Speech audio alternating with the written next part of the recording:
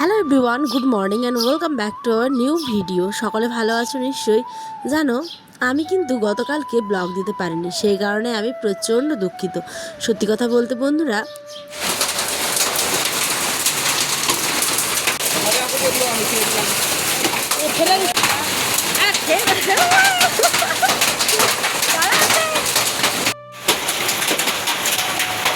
বাড়িতে এতটা কাজের চাপ, যে কারণে একেবারে ভিডিওটা এডিট করার সময় পাইনি। ব্লগটা সোমবারের আর কি, আজ তোমরা পাবে। কিন্তু তার আগে গল্প করতে করতে একটুখানি কুলো মেখে নি। দাঁড়াও, এই যে কুল ছিল কাঁচা পাকা, তার সাথে দিলাম চিনি, একটুখানি কাঁচা লঙ্কা থেতলে আর তেল দিয়ে আমার ছেলে আর আমি তো খাচ্ছি। আমাদের গ্রামের বউয়ের জীবনযাত্রা যেটা হয় আর কি, গ্রামে আমাদের এখানে অনেকে সরিষা লাগিয়েছিল, তো আমরাও লাগিয়েছিলাম। তো দেখো, সরিষাগুলো তোমরা ভিডিওতে দেখেছো অনেকে, যে মারা হয়ে গেছিলো, ওগুলোকে এখন শুকানো হচ্ছে। তো শুকোতে শুকোতে আমি না বড়ই ক্লান্ত হয়ে গেছি গো।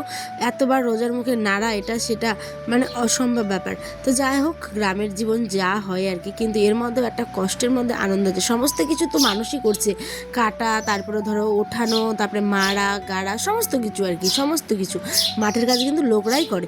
আমরা কি করি, বাড়ির বউরা শুধুমাত্র একটুখানি নেড়ে দিই, তাহলে কি হয়, তাড়াতাড়ি শুকিয়ে যায় জিনিসটা, তাই না? আর এইদিকে রান্না করে নিলাম তোমাদের সাথে গল্প করতে করতে, ডাঁটা আলুর চচ্চড়ি, সয়াবিন দিয়ে মানে ডিম, আর ছিল হচ্ছে গিয়ে একটা বেগুনের বড়া আর কি করেছিলাম, পাঁপড় ভাজা, এই সমস্ত কিছুই। তো বলতে বলতে কিন্তু বিকেলও হয়ে গেল প্রায়।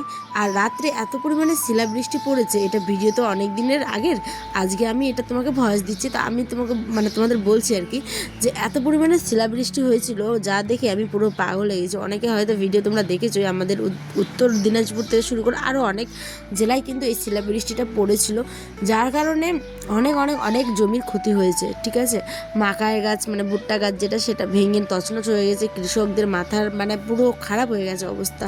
তো বৃষ্টিটা এসে আমাদের তরিগুলোও কিন্তু অনেক নষ্ট হয়েছে মাঠে। তোমরা আমরা ব্লগে দেখতেই পেয়েছো, যেটা লাস্ট ব্লগ দিয়েছিলাম সেখানে তোমরা দেখতেই পেয়েছো যে অনেকগুলো সরিষা কিন্তু একদম ভেঙে পড়ে গড়িয়ে গেছে, একদম মানে তছনছ অবস্থায় গেছে। তো কি করবে, কপালে যেটুকু আছে সেটুকুই থাকবে, তাই না? তো আয়নের বাবা আজকে ছিল না, ওকে একটা ইম্পর্টেন্ট কাজে যেতে হয়েছিল একটু বাড়ির বাইরে, সেই কারণে আমি তো আর ফেলে রাখতে পারি না। এটা হচ্ছে আমার জমির ফসল, এটা কোনো লজ্জার না, কোনো ঘেন্নার না, কোনো কিছু না, এটা নিজের জমির কাজ, ঠিক আছে? আর এটা বাড়ির বউ হয়ে এইটুকু তো করাই যেতে পারে। শুধু খেয়ে দিয়ে বসে থাকবে তা কিন্তু হয় না, কাজ করলে শরীরটা এমনিও ভালো থাকে। তো আমাদের যেহেতু বড় উঠোন, দেখো সবাই একসাথে কাজ করছে। আর এদিকে আয়নার বাবা আসলো এই সন্ধ্যে 6টায়, এসে বসে গেছে খেতে। আর হাট ছিল, যেহেতু ছোটোখাটো হাট লাগে সোমবারে আমাদের, তো একটুখানি এসেছিলো চিকেন। এখন বাজে 6টা, কিন্তু আমার মুখ চোখের অবস্থা দেখলে বুঝতেই পারবে যে আমি কিন্তু এখনও স্নান করিনি। দেখো পুরো অবস্থা খারাপ। আমি জাস্ট কোনো রকম ইফতারটা করে একটুখানি জল খেয়েছি, আর মুড়ি টুড়ি কিচ্ছু খাইনি। একবার ভাবলাম যে যখন জলই খেয়েছি তাহলে একেবারে ভাত খাবো।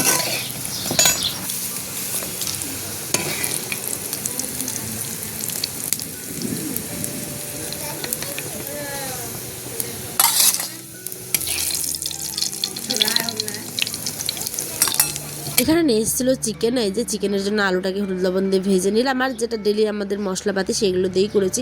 এবার বলি, শিলাবৃষ্টি এত পরিমাণে হয়েছে যে আমি কিন্তু প্রথম এমন কাছ থেকে বরফ দেখলাম, ঠিক আছে? আমাদের পুরো উঠান ভর্তি বন্ধুরা পলিথিন ঢাকা দিয়েছি সরিষাগুলোতে, সেগুলো পুরো একদম মানে ওর উপর থেকে পড়ছে একদম। কি বলবো, তোমরা কল্পনা করতে পারো না। আমাদের টিনের ঘর, যেহেতু টিনগুলোতে হিড়িম হানিম ডিং ডিং করে আওয়াজ হচ্ছে, এত অবস্থা খারাপ। পুরো পাথর কিন্তু ঘরের মধ্যে অনবরত ছিটকে আসে। এখন দেখতে পাচ্ছ বৃষ্টি, এখনও কিন্তু পাথরটা নামেনি। আর একটু যেতে দাও, দেখো কত বড় বড় ফুট পড়ছে, দেখেছো? বড় বড় ফুট। আর একটু পরে টিনের ঘর তো, পাথর পড়লে বোঝা যায়, ঠিক আছে? আর এদিকে আমাদের ঘরে দেখো আয়নার বা ইনভার্টারের সুইচ থেকে শুরু করে ফ্রিজ, টিভির সমস্ত রড কোনো কিন্তু খুলে দিয়েছি। আর এদিকে একটা টাওয়েল ঢাকা দিয়েছি, যেহেতু টিনের ঘরে ঝাপটি যদি আসে, জলের ঝাপটা। এদিকে আয়না শুয়ে পড়েছিল, 9:30টার মতো কিন্তু বেজে গেছে। আয়নার আব্বা বলছে কী হলো রে আব্বা? আয়না আবার ভয় পেয়ে গেছে, ওই বৃষ্টি দেখে আর কি, ও খুবই ভয় পেয়ে গেছে। এদিকে দেখো অবস্থা।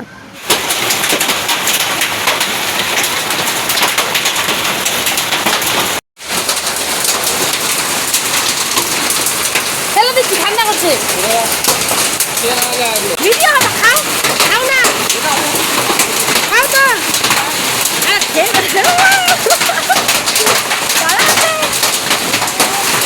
তিনটা ভেঙে যাবে কি? তিনটা আমার বড় বলছে পাথরগুলো নাকি খাওয়া যায়। আমি বলছি খাও, খেয়ে নে, দেখো ওর মুখের অবস্থা পুরো ফেলে দিয়েছে। আর এই যে সাদা সাদা ঝিরি ঝিরি দেখছো, এতগুলো পাথর, তাহলে বুঝতেই পারছো কত পাথর পড়েছে। আমি ঠিকমতো ক্যামেরা করতেই পারছিলাম না, পুরো জল আসছিলো আমার বারান্দায়, ঝাপটা আর কি, সেই কারণে। তো যাচ্ছি, দেখা ব্লগে সকালে ভালো থেকো, সুস্থ থেকো, সাবধানে থেকো, আল্লাহ হাফেজ। সবাইকে অগ্রিম ঈদের শুভেচ্ছা। ঈদ মুবারক এভরিওয়ান, খোদা হাফেজ। সকালে ভালো থেকো, সুস্থ থেকো, টাটা।